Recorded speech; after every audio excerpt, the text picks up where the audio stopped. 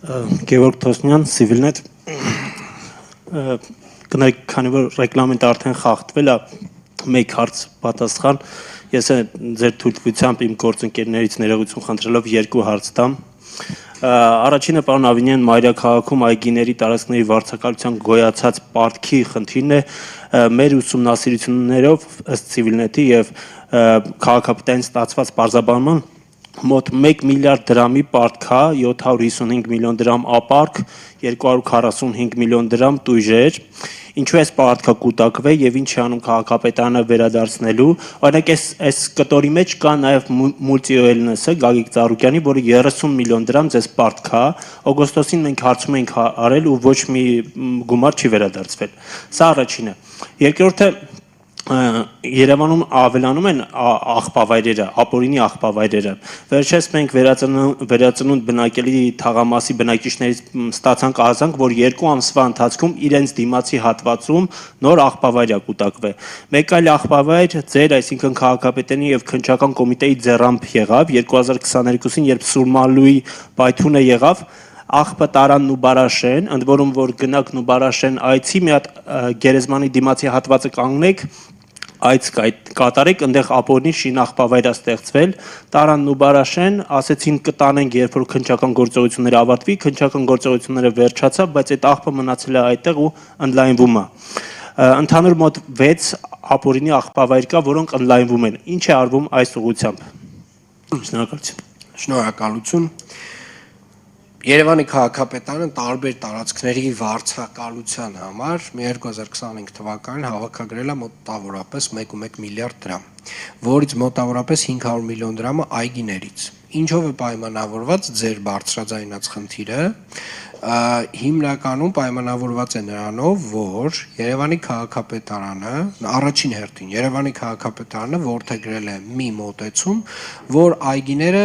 նախկին տրամաբանությամբ կներեք այս արտահայտության համար, բայց այդպես վետերոկի մակարդակով վարձակալները չեն կարող պահել։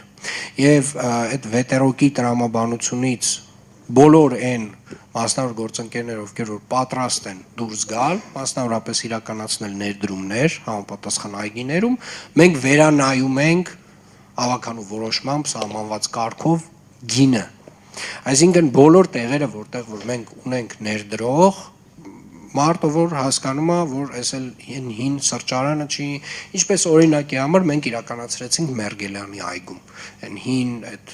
սրճարանները, չգիտեմ, տարատեսակ հին կարուսելները վերացվեցին, այգին տենց վերադարձավ նորմալ տրամաբանական ինչ-որ մի բանի, եւ դա արվեց մասնավորի կողմից։ Այսինքն եղավ ներդրում եւ համապատասխանաբար այդտեղ նաեւ վարձավճարը համապատասխանաբար նվազեցվեց։ Եվ օրինակ ունենք այլ դեպքեր, երբ որ օրինակի համար կոնսերվատորիայի այգին երևի մի 4 անգամ վարձակալը տարատեսակ նախագծեր են ներկայացրել, որը մոտավորապես էլի նույն նախագծի մասին է, եւ այդ նախագիծը մերժվել է եւ մեր եւ կրթության գիտության նախարարության կողմից, որովհետեւ մոտավորապես այնպես մեծ ծավալի կառուցապատում էր պլանավորում իրականացնել, եւ մենք դատական կարգով վիճարկել ենք այդ պայմանագիրը եւ հաղթել ենք։ Եվ վերադարձրել ենք այդ այգին քաղաքապետարանին, այգին հիմա կարելի ասել քաղաքապետարանի վերահսկողության ներքո է, բայց մեծ հավանականությամբ մենք ինչ-որ մրցութային կարգով կառաջարկենք ներդրումային որևէ հետաքրքրություն ունեցող մասնավորի առաջարկներ ներկայացնել, բաց մրցույթ կիրականացնենք եւ մոտավորապես ինչ-որ տենց Մերգելանում արեցինք, այդ նույն տրամաբանությամբ կիրականացնենք ինչ-որ մի բան այստեղ, որովհետեւ իրականում ներդրման կարիք ունի։ Եվ այս այն հատվածներն են, որտեղ որ մասնավոր համայնք համագործակցությունը հնարավոր է, որովհետև այդ հատվածում վստահորեն օրինակ կարիք կա ինչ-որ մի սրճարանի կամ փոքրիկ տենց սննդի կետի, որովհետև այդտեղ կոնսերվատորիան է, այդտեղ շատ մեծ քանակի մարդ կա եւ այդտեղ նաեւ պահպանման հարց կա այգու, որ մենք միայն պահպանումը իհարկե Երևանի քաղաքապետարանը կարող է իրականացնել, բայց կարծում եմ միայն այգի ունենալ այդտեղ բավարար չի։ Եվ բոլոր այն դեպքերում, որտեղ որ մեր գործընկերները հրաժարվում են կամ ինչ որ տենց պատրվակներով մտածում են, որ մի քիչ ժամանակ ձգենք տեսնենք ինչ ա լինելու, մի բան ա լինելու, իրենք գնալու են սննկացման, այսինքն մենք ուղարկելու ենք գործը սննկացման դատարան եւ արդեն համապատասխանաբար այդ ընկերությունները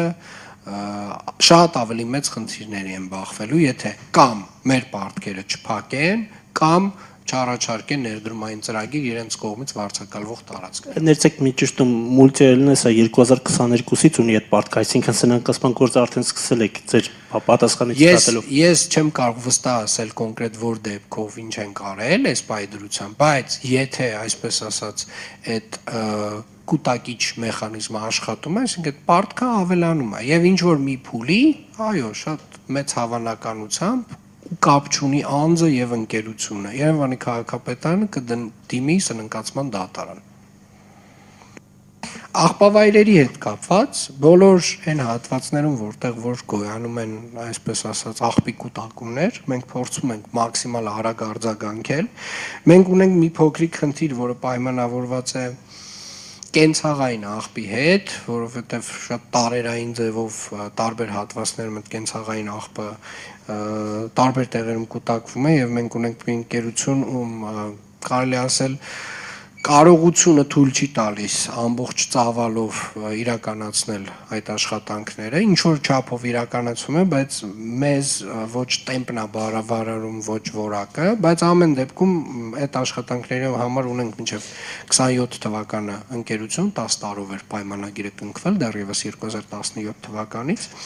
Ինչ վերաբերում է նոր գոյացող աղբավայրերին, ձեր մատնանշած, ես մի փոքր ինքս խորանամ խնդրի էության մեջ եւ արձագանքեմ։